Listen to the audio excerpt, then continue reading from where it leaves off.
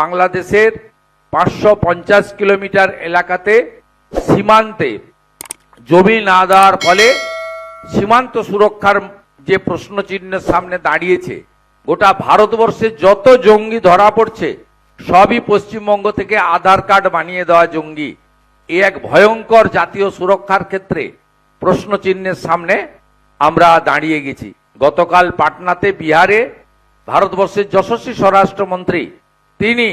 একইভাবে পশ্চিমবাংলায় আগামী দিনে ভারতীয় জনতা পার্টির সরকার তৈরি হবে, সীমান্ত সুরক্ষিত হবে, অবৈধ বাংলাদেশি মুসলিম অনুপ্রবেশকারীদের হাত থেকে